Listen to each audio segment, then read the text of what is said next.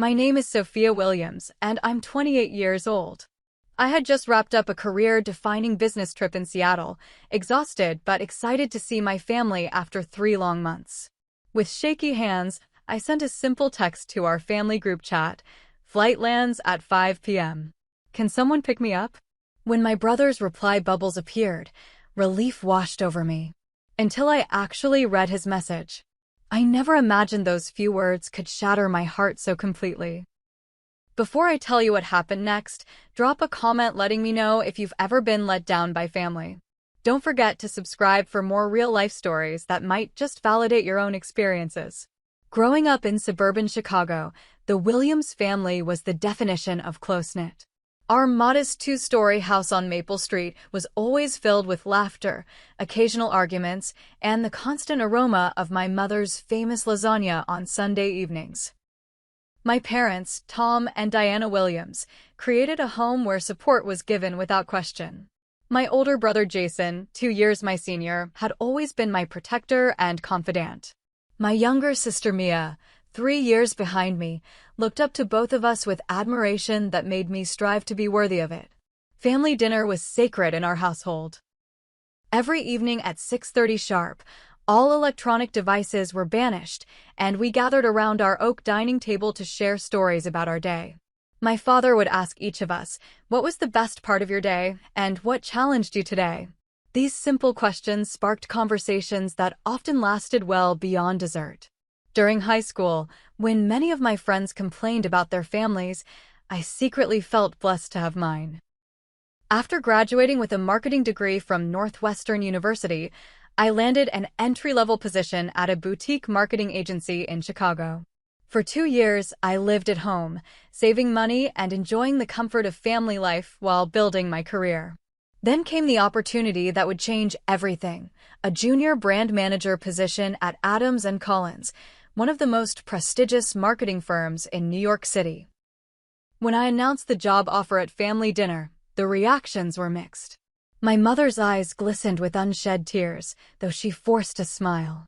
"We're so proud of you, honey," she said, her voice catching slightly. My father nodded stoically, his usual way of processing emotional news. Mia immediately bombarded me with questions about New York and if she could visit. But it was Jason's reaction that surprised me most. "New York, huh?" he said, pushing mashed potatoes around his plate. That's great, sophomore." There was something in his tone I couldn't quite place, but in my excitement, I chalked it up to simple surprise. The night before my flight to New York 3 years ago, my family threw me a going-away party. Our house filled with relatives, neighbors, and friends, all wishing me well. Jason had seemed to come around, giving a heartfelt toast that made me cry. "To my little sister," he had said, raising his glass, "who's always been brave enough to chase her dreams. New York doesn't know what's coming." The first 6 months after my move, communication with my family remained strong. Weekly video calls on Sunday evenings became our new tradition. My parents eagerly listened to my stories about New York life. Mia demanded virtual apartment tours, and Jason shared updates about his small business venture, a local sports equipment shop he had opened the year before. Gradually, though, things began to change. Sunday calls were rescheduled, then sometimes canceled. My texts received delayed responses or simple thumbs-up reactions. When I did manage to visit Chicago, there was a subtle but unmistakable shift in our dynamic. Conversations that once flowed easily now contained awkward pauses. Inside jokes had evolved without me. I was still family, but somehow also a guest. I tried compensating by sending thoughtful care packages from New York. I maintained our group chat with daily updates and funny observations. During holidays, I made sure to fly home despite the exorbitant ticket prices. But with each visit, the distance seemed to grow not just in miles, but in emotional connection. My career, meanwhile, was flourishing. Within 2 years, I had been promoted twice.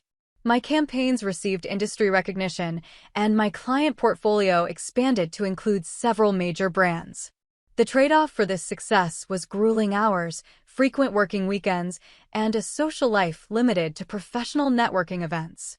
Dating in New York proved equally challenging, with promising relationships wilting under the demands of my schedule. The Seattle trip represented a potential turning point in my career. Adams and Collins was considering opening a West Coast office, and my boss had selected me to lead the exploratory team. If successful, this project could mean another promotion, possibly even relocation to Seattle as a department head. The pressure was immense, but so was the opportunity. For one exhausting week, I led presentations, attended meetings with potential clients, and coordinated with real estate agents scouting office locations. Each night, I collapsed into my hotel bed past midnight, only to rise at 5 the next morning. But the effort paid off. By Friday, we had secured verbal commitments from 2 major clients and identified a promising office space. As I packed my suitcase Friday morning, I realized I hadn't properly spoken to my family all week. Our group chat showed several missed conversations: my mother's book club selection, my father's complaint about neighborhood construction, Mia's car trouble, and Jason's announcement about hosting dinner at his new girlfriend Ryan's place. I had thumbs up to few messages, but hadn't engaged meaningfully. A wave of guilt washed over me. Despite my career success, these were the people who mattered most. I made a spontaneous decision to fly to Chicago instead of returning directly to New York. I wanted to surprise them with my visit and share my good news in person. I imagined their proud faces, perhaps a special family dinner to celebrate. 3 months had passed since my last visit home, too long by any measure. As my plane prepared for takeoff from Seattle to Chicago, I felt a complex mixture of exhaustion and anticipation. My body ached from stress and lack of sleep, but my heart felt lighter knowing I was heading home to the people who had always been my foundation. What I didn't realize was that foundations can shift and crack when not properly maintained. Seattle-Tacoma International Airport bustled with Friday afternoon travelers. After a delay due to mechanical issues, we had finally boarded, only to sit on the tarmac for another hour before takeoff. By the time we landed in Chicago, my initial 5-hour flight had stretched to nearly 8, leaving me with bloodshot eyes and a crick in my neck that no amount of stretching seemed to alleviate. O'Hare Airport was its usual chaos of announcements, hurried passengers, and fluorescent lighting that seemed to accentuate my exhaustion. As I stood waiting for my checked bag at Carousel 4, I pulled out my phone and opened our family group chat, titled Williams Clan, with a house emoji that my mother had insisted on adding. I typed quickly, eager to finalize my transportation so I could surprise everyone. Flight lands at 5 p.m. Can someone pick me up? Only after sending did I realize I hadn't mentioned I was in Chicago, not New York. Before I could clarify, I saw the bubbles that indicated my brother Jason was typing. A smile spread across my face. Despite our growing distance, Jason had always been reliable in practical matters. I imagined him arranging his schedule, perhaps complaining good-naturedly about the airport traffic while secretly being pleased to see me. The bubbles disappeared, then reappeared. Finally, his message loaded. "Can't you just take an Uber? We're having dinner at Ryan's place, and it's in the opposite direction." I stared at the screen, certain I had misread. The Jason I knew would never respond this way. I read it again, the words not changing, their casual dismissal piercing deeper with each second. My thumb hovered over the keyboard as I struggled to respond. Before I could, another message appeared, this time from my mother. "Sorry, honey, I have my book club tonight. We're discussing that bestseller I told you about last month. Did you ever get a chance to read it?" The disconnect between her response and the situation left me momentarily speechless. Did she not understand I was asking for a ride from the airport? That I was here in Chicago, not in New York? I typed quickly, "I'm at O'Hare. Just landed in Chicago. Surprise visit home." Surely this clarification would change their responses. I watched as the message was read by both Jason and my mother. The minutes ticked by. My luggage appeared on the carousel, and I mechanically moved to retrieve it, my eyes never leaving the screen. Finally, my sister Mia responded, "Wish I could help, but my car's in the shop. Engine trouble again. Welcome home, though." I waited for my father's response, but none came. The group chat showed he had read the messages, but chosen not to reply. The realization settled heavily in my stomach. No one was coming to get me. No one seemed particularly excited that I was home. No one cared that after 3 months and an exhausting work trip, I might want a friendly face and a ride home. Around me, the airport continued its business. A family reunited with tears and hugs just a few feet away. An elderly couple greeted what appeared to be their adult son with handmade signs. A group of friends laughed as they collected a returning member of their circle. Normal airport scenes that suddenly felt like salt in an unexpected wound. I felt a hot pressure behind my eyes and knew tears weren't far behind. Not wanting to cry in the middle of baggage claim, I grabbed my suitcase and wheeled it quickly toward the nearest restroom. Inside a stall, I allowed a few tears to fall before angrily wiping them away. This was ridiculous. I was a successful professional woman, not a teenager expecting to be coddled. Still, as I splashed cold water on my face at the sink, I couldn't shake the feeling of abandonment. The casual dismissal in Jason's text. The complete lack of enthusiasm about my surprise visit. What had happened to the family that once celebrated even my smallest achievements? With hands that trembled slightly, I opened the Uber app and requested a ride. The app estimated 20 minutes until arrival, time I spent sitting on a bench outside the terminal, watching other travelers greet their waiting parties with joy I suddenly envied. My phone pinged with another message from the group chat. Jason again, let us know when you get home. We'll probably be at Ryan's until late. No offer to cut dinner short. No suggestion to meet up later.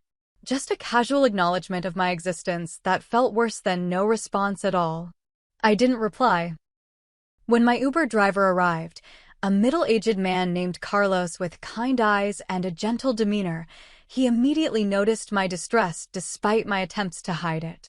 Bad flight, he asked as he loaded my suitcase into his trunk. Something like that, I replied, not wanting to explain that my own family couldn't be bothered to pick me up from the airport after not seeing me for 3 months. As we pulled away from the curb, I looked back at the airport, at all the joyful reunions still taking place, and felt an emptiness I hadn't experienced before. The distance between my family and me suddenly seemed measured not in miles, but in the growing chasm of emotional disconnection that no surprise visit could bridge. Carlos adjusted the rearview mirror, his eyes briefly meeting mine. "Where to, miss?" he asked, his voice carrying a slight accent I couldn't quite place. "Maple Street in Evanston, please," I replied, trying to inject normalcy into my voice. As we merged onto the highway, Carlos attempted small talk, the kind most rideshare drivers initiate to earn their ratings. "Visiting family?" he asked. The question, innocent as it was, nearly undid me.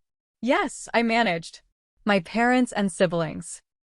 Family is everything," Carlos nodded sagely. "I have 4 children myself. My oldest just started college this year at UIC.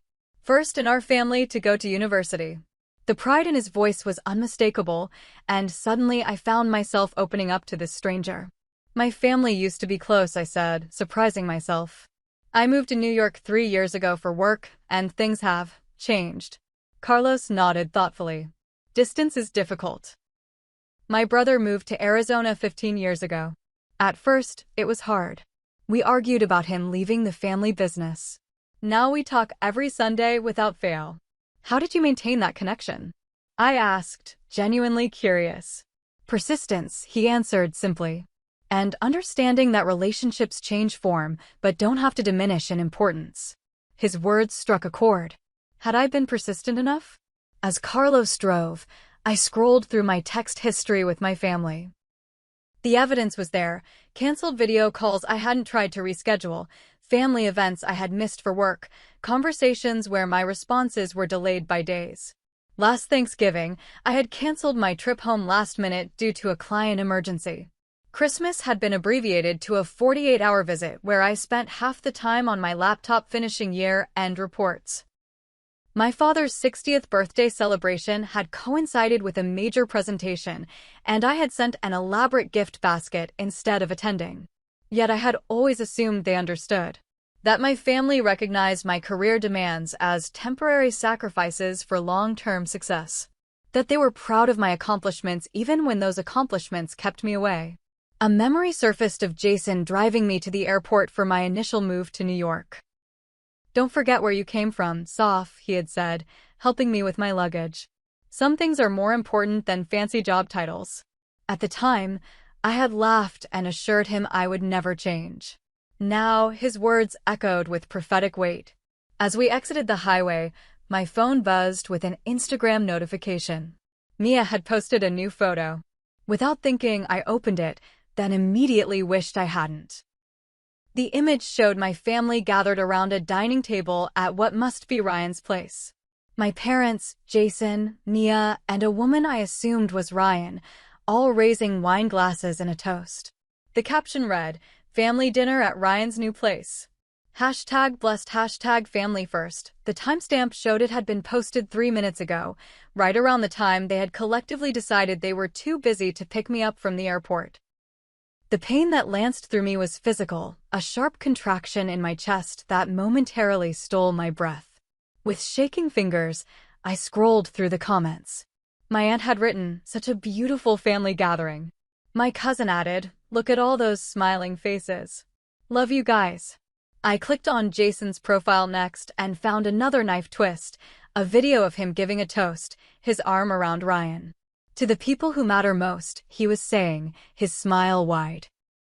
"The ones who are always there for each other, no matter what." The irony was suffocating. Always there for each other, except for the sister who had dared to move away, who was currently in an Uber watching their celebration through the distorted lens of social media. "Everything okay back there?"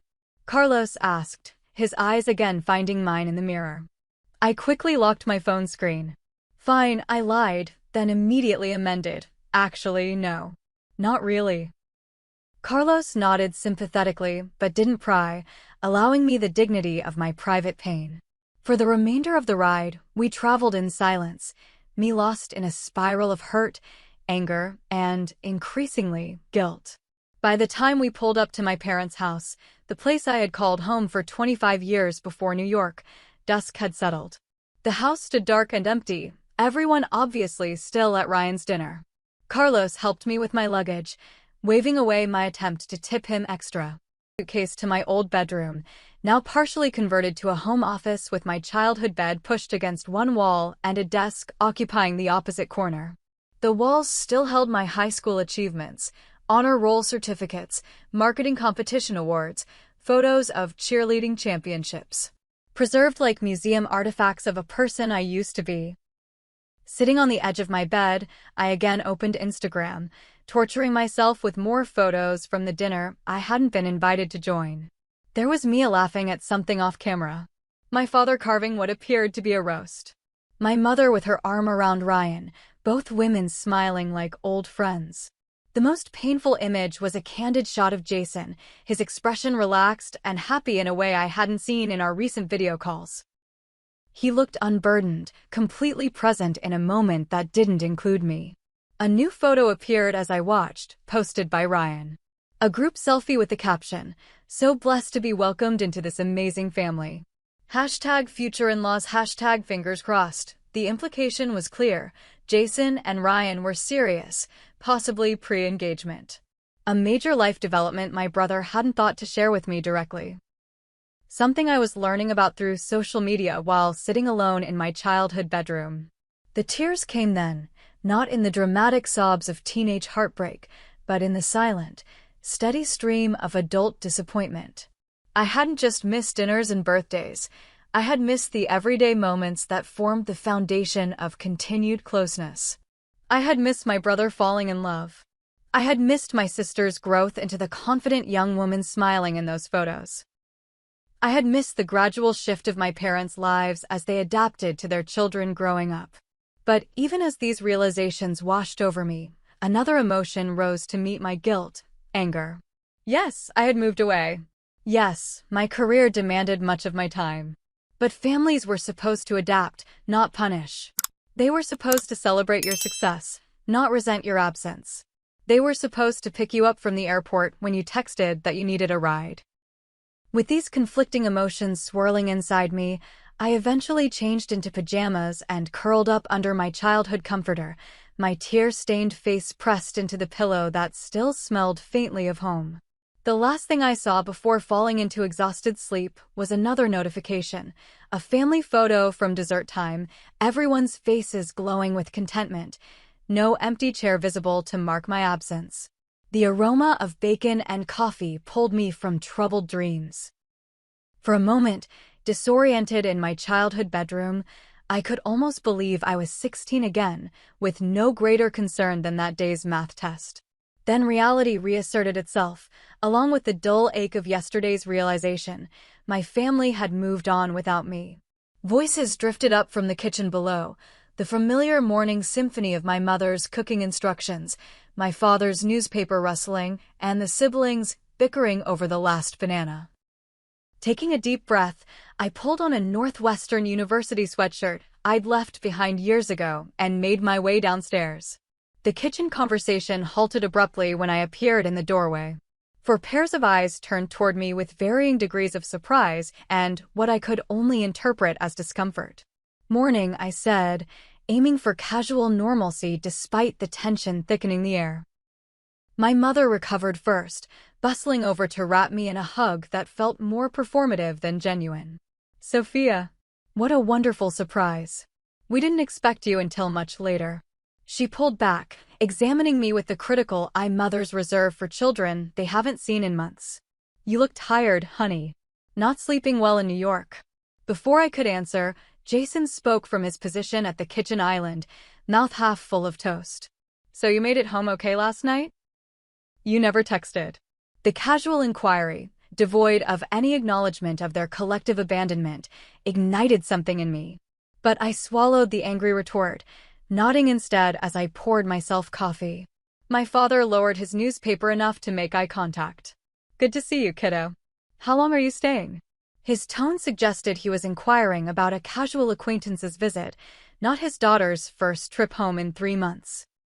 "Just the weekend," I replied, taking a seat at the table. "I have to be back in New York for meetings on Monday." Mia, looking guilty, pushed a plate of bacon toward me. "How was your flight?" "Besides late, I mean." "Long," I answered, the single word containing multitudes. I looked around at their faces, these people I had loved my entire life, now regarding me with the polite interest one might show a distant relative at a reunion. "The Seattle project went well, by the way. We might be opening a West Coast office. I could be heading the department."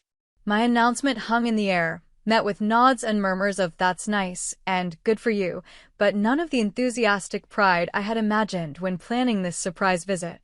My mother turned back to the stove, flipping pancakes. My father returned to his newspaper. Jason scrolled through his phone. Only Mia maintained eye contact, though even she seemed eager to change the subject. "Ryan seemed really nice last night," I said, the words emerging before I could reconsider them. "Shame I couldn't meet her." A loaded silence followed. Jason looked up from his phone, his expression guarded. "Yeah, well, you've been busy." Something in his tone, dismissive and slightly accusatory, broke the dam I'd been carefully constructing around my hurt feelings. "I've been busy," I repeated, setting down my coffee mug with more force than necessary. "That's why none of you could be bothered to pick me up from the airport? Because I've been busy?" The kitchen froze. My mother turned from the stove, spatula in hand. My father lowered his newspaper completely. Mia's eyes widened. Jason's jaw tightened, the only sign that my words had hit a nerve. "Sophia," my mother started, her tone cautioning. "No, Mom, I want to know," I interrupted, all pretense of casual conversation abandoned. "I texted that my flight was landing at 5. I asked if someone could pick me up. And all of you had excuses. All of you were too busy at Ryan's dinner, which I wasn't told about, much less invited to." My father cleared his throat uncomfortably. "Now, Sophia, it was just dinner at Jason's girlfriend's place. Nothing formal." "Formal enough for everyone to dress up," I countered, the Instagram images burned into my memory. "Formal enough for Aunt Linda to comment on what a beautiful family gathering it was." Jason set his phone down, his expression hardening. "You're being dramatic. It was just dinner." "Am I?" I challenged, looking directly at him. Then why did it feel like I was watching my family move on without me last night? Why did I have to learn about you and Ryan getting serious through an Instagram hashtag instead of from my own brother? Jason's face flushed. Maybe because every time I try to tell you anything about my life, you're in a meeting or on a deadline or just about to call you back, but never do. The accusation stung, partly because I recognized its truth. But the hurt was still too raw for self-reflection. That doesn't explain why none of you could take 30 minutes to pick me up from the airport after not seeing me for 3 months. My mother sighed, setting the spatula down and wiping her hands on her apron. Honey, you said yourself you're only here for the weekend. We had plans already. You know how book club is the highlight of my week. And my car really is in the shop, Mia added quietly. My father adjusted his glasses, looking uncomfortable. You've become very independent, Sophia. We assumed you'd prefer arranging your own transportation. Their justifications, reasonable as they might sound individually, collectively felt like confirmation of my worst fear. I had become an afterthought in my own family. Independent, I repeated. Is that what we're calling it? Because from where I'm sitting, it feels a lot like punishment. Jason scoffed, pushing his plate away. Punishment for what exactly? For following your ambitions? For choosing your precious career over every family obligation for the past 3 years? No one's punishing you, Sophia. This is just what happens when you make your choices clear. His words struck like physical blows. What is that supposed to mean? It means, Jason said, standing now, his voice rising, that you can't abandon us for your career and expect everything to revolve around you when you decide to show up.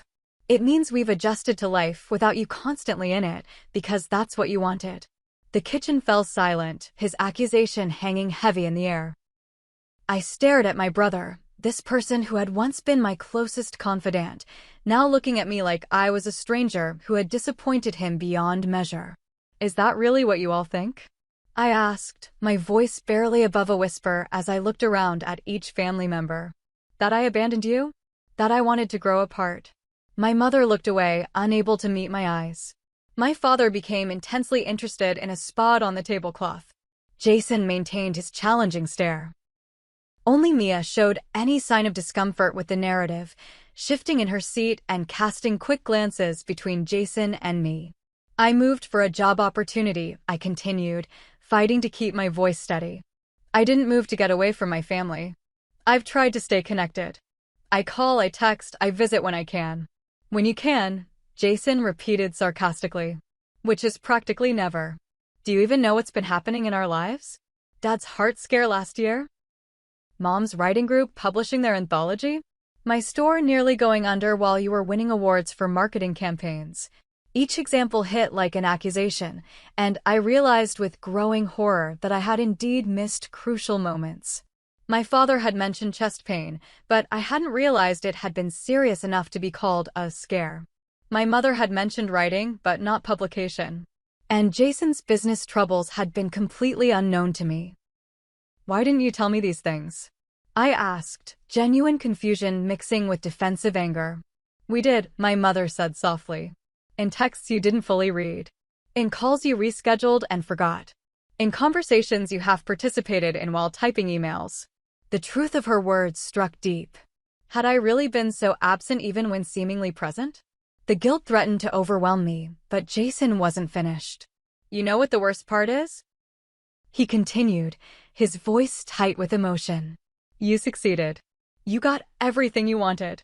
Meanwhile, I took out loans for that store because Dad convinced me to follow my passion like you did. Then the pandemic hit, and sports equipment became the last thing people needed. I nearly lost everything while you got promotion after promotion. The revelation of his resentment stunned me. Jason, I had no idea. Of course you didn't, he cut me off. You were too busy becoming New York Sophia to notice Chicago Jason drowning. The hurt and anger in his eyes was too much. Without another word, I stood, chair scraping loudly against the floor, and walked out. No one called after me as I grabbed a jacket from the hall closet and left the house, the door closing with a final sounding click behind me. The familiar streets of my childhood neighborhood welcomed me with indifferent nostalgia as I walked without direction, tears blurring my vision. Each house, each corner held memories now tainted by the knowledge that while I had been building a new life, I had been unconsciously dismantling my place in my old one. After an hour of aimless wandering, my phone buzzed with a text. Not from the family group chat, but from Mia directly. "Meet me at Jesse's coffee? Just us. Please." Through my storm of emotions, a small hope flickered. At least one family member wanted to talk. With nothing to lose, I changed direction and headed toward the local coffee shop that had been our teenage hangout, wondering what my sister could possibly say to bridge the chasm that now seemed impossibly wide. Jesse's coffee shop remained frozen in time, a nostalgic bubble amidst the neighborhood's gradual modernization. The same mismatched furniture, local art on brick walls, and scent of freshly ground beans greeted me as I pushed through the door, its familiar bell announcing my arrival. Mia already occupied our old corner table, 2 steaming mugs waiting. At 25, my sister had blossomed into a composed young woman, her formerly rebellious purple hair now a sophisticated chestnut brown, her once perpetual band t-shirts replaced by a casual but professional blouse. When she spotted me, her expression cycled rapidly through nervousness, relief, and determination. "You remembered my order," I said, settling into the chair opposite her and nodding toward the mug of chai latte, extra cinnamon, that had been my standard since high school. "Some things don't change," Mia replied with a small smile that didn't quite reach her eyes. She fidgeted with her own cup, turning it in slow circles. "Thanks for coming." "I'm not sure what else I'd be doing," I admitted. Walking around the neighborhood feeling sorry for myself was getting old. An awkward silence stretched between us, filled with the ambient coffee shop noise of espresso machines hissing and quiet conversations at nearby tables. Finally, Mia took a deep breath. "I'm sorry," she said simply. "About the airport. About dinner. About all of it." The directness of her apology caught me off guard. "You're the only one who even texted me back," I pointed out. With a lie, Mia countered, looking genuinely remorseful. "My car isn't in the shop. I could have picked you up. She trailed off, struggling visibly. "You just what?" I prompted, trying to keep accusation from my tone. Mia sighed heavily. "I just couldn't face being caught in the middle again. Ever since you moved to New York, it's been complicated." "Complicated how?" I asked, though part of me already suspected the answer from Jason's outburst. "Jason resents your success," Mia stated bluntly. "Especially since his store struggled. Mom and Dad constantly compare us to you, usually without realizing it. Sophia would have handled this differently. Sophia always had such clear goals. It creates this weird dynamic where we're simultaneously proud of you and sick of hearing about you." The revelation stung, but it made a terrible kind of sense. "They compare you to me? But you're doing great. You graduated with honors. You have that job at the environmental nonprofit." Mia gave a small, humorless laugh. "Which pays barely above minimum wage because it's meaningful work, not prestigious work. Don't get me wrong, I love what I do. But in our parents' eyes, it doesn't compare to New York City and award-winning marketing campaigns." I sat back, processing this new perspective. "And Jason? His store seemed to be doing well last time I visited." "It is now," Mia confirmed. "But he almost lost it last year. Had to take out a second mortgage on his condo, worked 7 days a week for months. He didn't want you to know because..." She hesitated. "Because..." I prompted. "Because he was ashamed," Mia finished quietly. His little sister conquering Manhattan while he could barely keep a local store afloat. It hit his pride hard. I thought of all the times Jason had changed the subject when I asked about his business, how he always steered conversations toward my work instead. I had interpreted it as supportive interest, never considering it might be avoidance born of shame. "Why didn't anyone tell me any of this?" I asked, hurt coloring my words despite my efforts. Mia looked at me directly. "Would you have wanted to hear it? Honestly? In the middle of your big career moves and 60-hour work weeks, would you have wanted Jason calling to say he was failing while you were succeeding?" The question silenced me. Would I have welcomed such vulnerability when I was fighting to establish myself in a cutthroat industry? Or would I have seen it as an emotional burden during an already stressful time? "I don't know," I admitted finally. but I would have wanted the chance to be there for him somehow. Mia nodded, acknowledging my sincerity. I believe that. But it's easier to be mad at you for not being here than to admit we miss you and don't know how to connect anymore. Her words crystallized the situation with heartbreaking clarity. My family hadn't moved on because they didn't care. They'd created new patterns because my absence had left a void they needed to fill. Last night at Ryan's, I began, then paused as the hurt resurfaced. Why didn't anyone suggest I join you after landing? Why act like I wasn't even here? Mia looked genuinely apologetic. It was Jason's night to introduce Ryan to the extended family. Aunts, uncles, cousins were all there. I think. She hesitated again. What? I pressed. I think he didn't want to share the spotlight, she admitted. Which sounds terrible when I say it out loud. But he's been planning this dinner for weeks, and suddenly you appear out of nowhere. The successful sister returns. You know how family gatherings go. Everyone would have started asking about your job, New York, your whole glamorous life. The explanation hurt, but rang true. How many times had family conversations shifted to my career when I did attend gatherings? How often had relatives asked endless questions about New York life, inadvertently sidelining others? So instead of dealing with potential awkwardness, everyone just decided to leave me stranded at the airport? The hurt resurfaced, sharp and fresh. It wasn't a group decision, Mia clarified. Jason responded first, then Mom, then me. Dad never weighs in on group texts, you know that. It just happened. And once the first excuses were made, it seemed easier to go along than admit we were all being terrible. She reached across the table, tentatively placing her hand on mine. If it helps, I felt awful all night. Kept checking my phone, thinking about you alone at the house. Why didn't you say something then? Stand up for me? Mia withdrew her hand, looking ashamed. Because I'm a coward. Because it's easier to go with the flow than rock the boat. Because. She paused, then continued with painful honesty. Because sometimes I resent you too, even though I know it's not fair. Her admission hung between us, heavy with implications. I sipped my cooling chai, trying to process everything. The family dynamic had shifted in ways I hadn't recognized, creating undercurrents I'd been oblivious to during my brief visits and distracted phone calls. I don't know how to fix this, I confessed, feeling uncharacteristically helpless. Mia offered a tentative smile. Maybe start by not expecting it to be fixed immediately?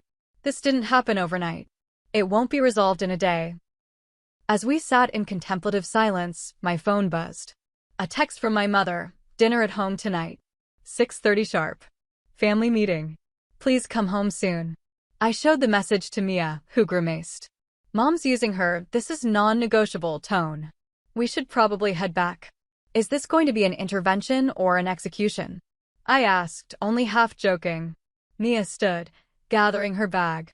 Knowing our family? Probably a little of both.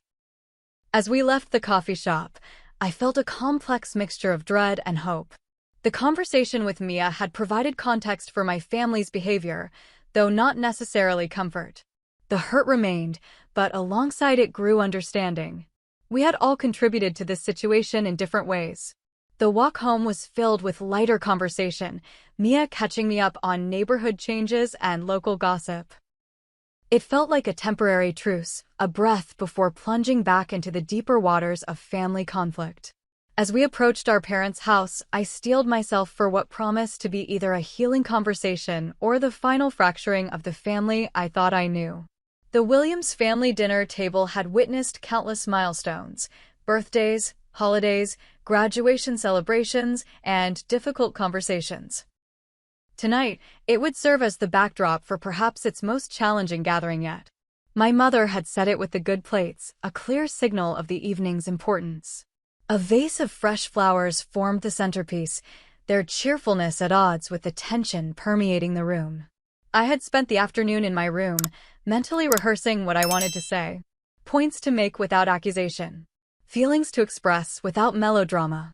Questions to ask without interrogation. The conversation with Mia had provided valuable perspective, but I knew reconciliation would require honesty from all sides. At precisely 6:30, we gathered around the table. My father, unusually formal in a button-down shirt instead of his typical weekend flannel, took his customary place at the head. My mother, having fussed over a pot roast that had always been my favorite, sat opposite him. Jason, still visibly guarded but no longer openly hostile, claimed his usual chair to my father's right. Mia and I completed the circle, the family unit physically intact while emotionally fractured. The silence stretched as my mother served the food, the clink of serving spoons against dishes unnaturally loud. No one seemed willing to initiate the conversation we all knew was coming. Finally, I set down my water glass with deliberate care and spoke. I think we need to talk about what's happening with our family. My father nodded solemnly. Your mother and I agree. Things were said this morning that have been building for some time.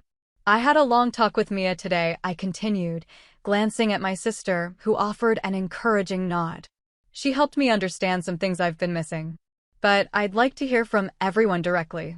My mother folded her hands on the table, her wedding ring catching the light. We've missed you, Sophia. More than perhaps we've allowed ourselves to admit. I've missed you too, I replied, the simple truth carrying more emotional weight than I'd anticipated. But I feel like I've been punished for leaving, for pursuing my career. Like I'm no longer fully part of this family.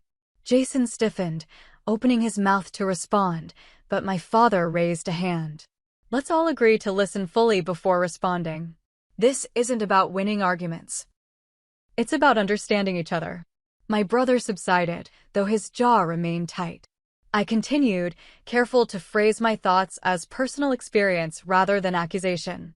When none of you could pick me up from the airport yesterday, and then I saw the dinner photos online, it felt like I had been replaced. Like my absence had become preferable to my presence. My voice wavered slightly, but I pressed on. I know I've been physically absent, but I never stopped considering myself part of this family. Finding out about major life events through social media instead of direct communication has been painful. My mother's eyes glistened with unshed tears. We never intended to make you feel excluded, honey. I think we all developed coping mechanisms for missing you. Keeping busy. Not dwelling on your absence. And somewhere along the way, those mechanisms became habits. My father cleared his throat. When you first moved to New York, we were so proud. Still are. But I think we underestimated how your absence would affect the family dynamic. And when you became increasingly busy, increasingly distant in your communications, we felt left behind, Jason finished, his voice controlled but emotion evident beneath the surface. You were moving forward while we stayed in place. At least that's how it felt. I nodded, acknowledging his perspective. I can understand that. But from my view, I was working incredibly hard to build something meaningful, to make you all proud. I never intended to create distance. Intentions and impact are different things, Mia observed quietly. We all intended to stay close, but the reality drifted from that intention. A thoughtful silence followed her insight. My mother served the pot roast, the familiar comfort food somehow grounding our difficult conversation in the shared history it represented. Jason, I said after gathering my courage, Mia mentioned your business difficulties last year. I had no idea you were struggling so much. I wish you had told me. My brother studied his plate, pride still visibly wrestling with vulnerability. What would you have done? Offered money? Business advice from your corporate pedestal? The words contained a sting, but his tone lacked the earlier venom. I would have listened, I answered simply. Been a sister instead of a success story. Maybe helped connect you with marketing resources. But mostly, I would have wanted to know because I care about you, not because I could fix it. Something in Jason's expression shifted, a subtle softening around the eyes. It was hard to talk about failure while you were announcing promotions and awards. I understand that now, I acknowledged. But I never meant my success to be a comparison point or a source of pain for anyone. We know that, dear, my mother interjected. But feelings aren't always rational. And communication goes both ways. We could have been more direct about wanting more of your time and attention. My father, who had been quietly observing, finally spoke. Families evolve, Sophia. People grow and change. The challenge is growing together even when circumstances pull us in different directions. That's what I want, I admitted. To find a way to be both the person I'm becoming in New York and your daughter, your sister, here. I don't want to choose between my career and my family. And you shouldn't have to, my father affirmed. None of us should have asked you to, explicitly or implicitly. Jason set down his fork, meeting my eyes directly. I was jealous, he admitted, the confession clearly difficult. You were living my childhood dream of making it big while I was struggling to keep a small business afloat. It was easier to resent your absence than admit I envied your presence elsewhere. His honesty created an opening for deeper truth. One by one, we each acknowledged our parts in the growing disconnect.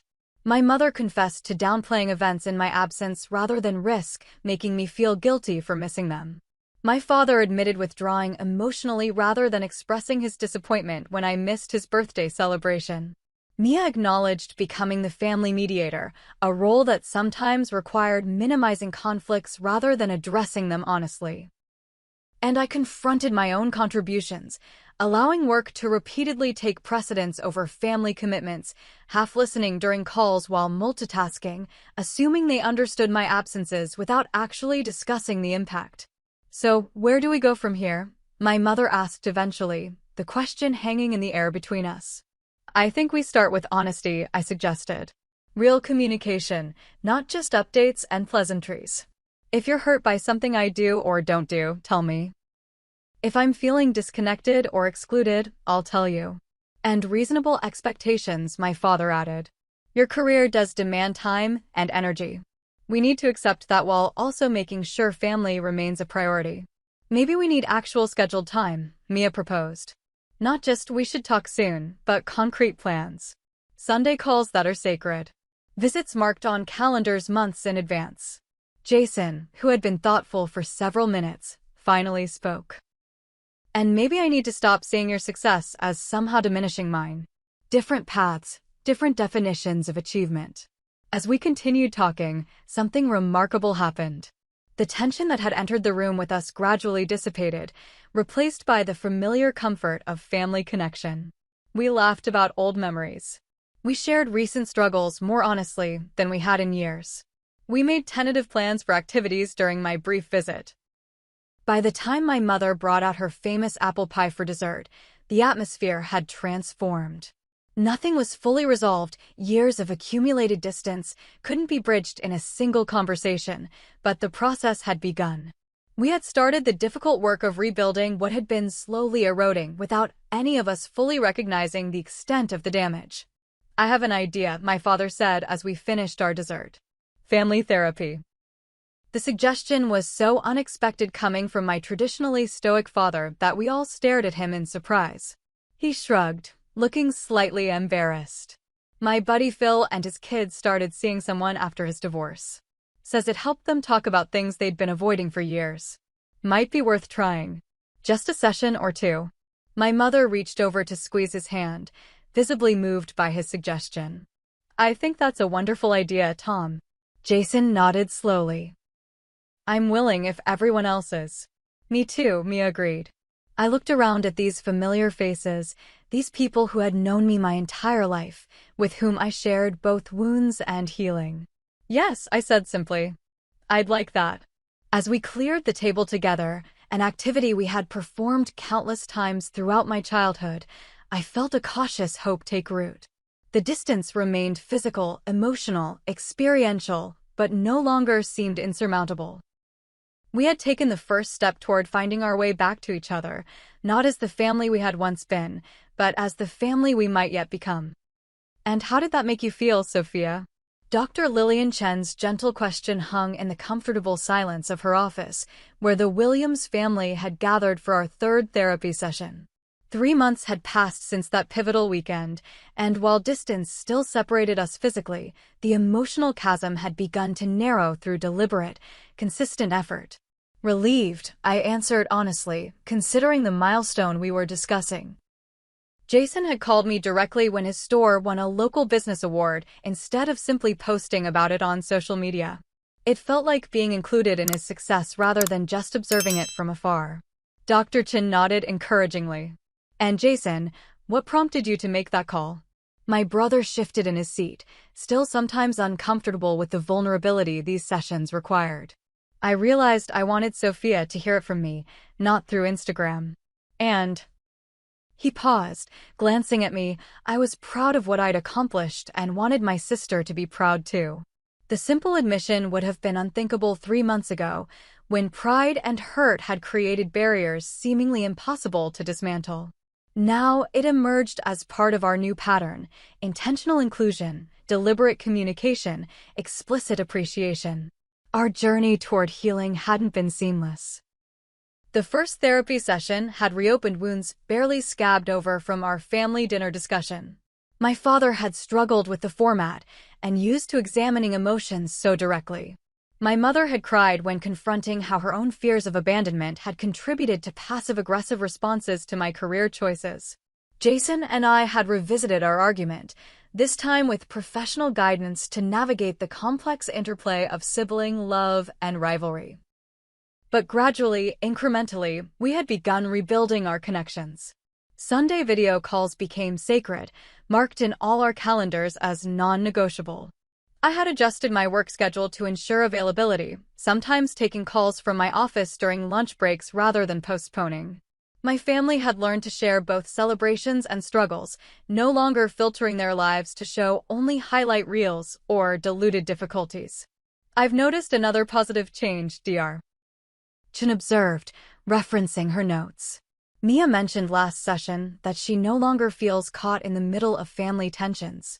How has that shift affected you, Mia? My sister smiled, the expression reaching her eyes in a way it hadn't during our coffee shop conversation 3 months prior. It's like I can finally be just a sister instead of a mediator. I've had more energy to focus on my own life knowing I don't have to manage everyone else's feelings. Indeed, Mia's environmental nonprofit work had recently received grant funding she had been instrumental in securing. When she shared the news, our family celebration had been genuine and focused, without the implicit comparisons to my career that might have colored such moments before. As the session continued, we discussed ongoing challenges and continuing growth areas. The process wasn't complete, Dr. Chen had helped us understand that family dynamics are constantly evolving, requiring perpetual attention and care rather than one-time fixes. But the foundation had been strengthened, creating space for both individual growth and collective connection. After therapy, Jason surprised me with an offer. "My car's actually not in the shop," he said with a self-deprecating smile, referencing our original conflict. "Want a ride to the airport?" The simple gesture represented significant healing. This visit, unlike the last, had been planned weeks in advance. My departure was expected, discussed, prepared for emotionally by all of us. And now, instead of an Uber, my brother would drive me himself. As we merged onto the highway toward O'Hare, comfortable silence filled the car. The Jason I had grown up with was gradually re-emerging from behind the walls of resentment and hurt, though changed and matured by our shared experiences. "Ryan and I set a date," he said eventually, glancing briefly from the road. "October 15th. Save it in your fancy New York calendar, okay?" The teasing held affection rather than bitterness, and I smiled. Already blocked off the entire week. Maid of honor duties are no joke. He laughed, the sound warming something inside me that had been cold for too long. "She's thrilled you said yes, by the way. Keeps talking about your impeccable taste, helping with the planning." "I like her," I said simply. "She's good for you. Sees you clearly." Jason nodded, accepting the compliment without deflection, another small victory in our healing process. "How's the Seattle project coming along?" "Actually, that's part of why this visit was shorter than planned," I replied. "Final presentations next week. If all goes well, I'll be overseeing the office setup by year's end." "West Coast, huh?" Jason's tone remained neutral, but I heard the unspoken question. "Still based in New York," I clarified. "But regular travel to Seattle. Maybe a week each month." I paused, then added the part one was most excited to share. "And I negotiated remote work capability for 1 additional week monthly. Thought maybe some of those weeks could be spent working from Chicago." Jason's quick glance conveyed surprise and pleasure. "Seriously? You do that?" Family is worth commuting for, I said, the lesson hard-earned but deeply internalized. Besides, someone needs to help Ryan keep you in line while planning this wedding. As we approached the airport, our conversation turned to practical matters: upcoming family birthdays, my parents' anniversary, Mia's fundraising gala. Events marked on shared calendars, commitments made and intended to be kept. The casual planning contained its own kind of intimacy, a quiet assertion that we expected to remain present in each other's lives despite physical distance. Terminal 3 approached too quickly. Jason pulled to the curb, putting the car in park before turning to face me fully. "This is better," he said simply. "All of it. Us." "It is," I agreed, unexpectedly emotional at this ordinary moment of sibling connection. "Thank you for picking me up. And for dropping me off." "That's what family does," he replied, the words carrying healing rather than accusation. As I collected my luggage and prepared to enter the terminal, Jason called after me. "Text when you land. The family chat. We'll all be waiting to hear." The promise carried me through security and onto the plane, a touchstone of belonging that transcended geography. As the aircraft lifted into the clouds, I reflected on the journey of the past 3 months. The painful confrontation had initiated necessary honesty. The difficult conversations had cleared space for new understanding. The professional guidance had provided tools for continued growth. Family wasn't just a fixed constellation of relationships established at birth. It was a living system requiring nurture, adaptation, and intentional tending. It could be damaged by neglect, but also healed through persistent care. The distance between Chicago and New York remained unchanged on maps, but the emotional geography had been redrawn through deliberate bridges of communication and compassion. As the flight attendant announced our cruising altitude, I opened my phone to airplane mode and found myself scrolling through recent family photos. My parents celebrating their anniversary with the fancy dinner I had arranged from afar. Mia proudly displaying her grant acceptance letter. Jason and Ryan touring potential wedding venues, my input provided via video call. Small moments of inclusion that collectively created a tapestry of belonging. The wounds hadn't disappeared completely.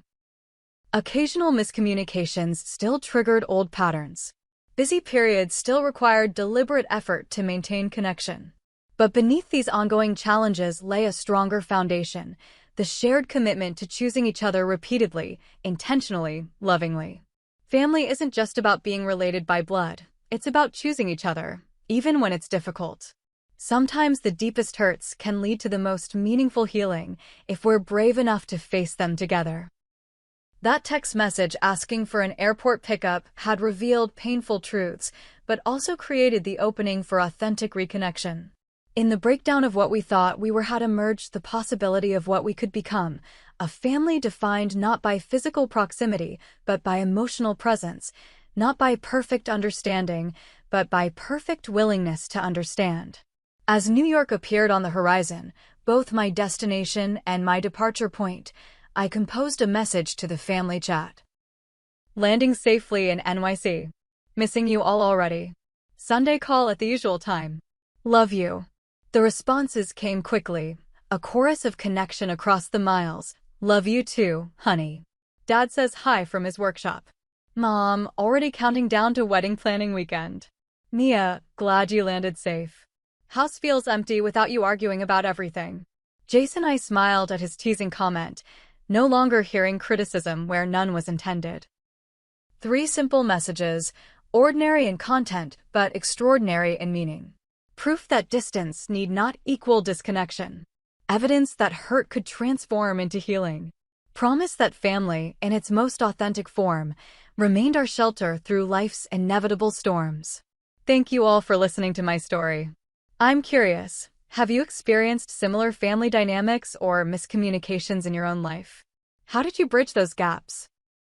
Drop a comment below sharing your experience, and don't forget to like and subscribe if this resonated with you.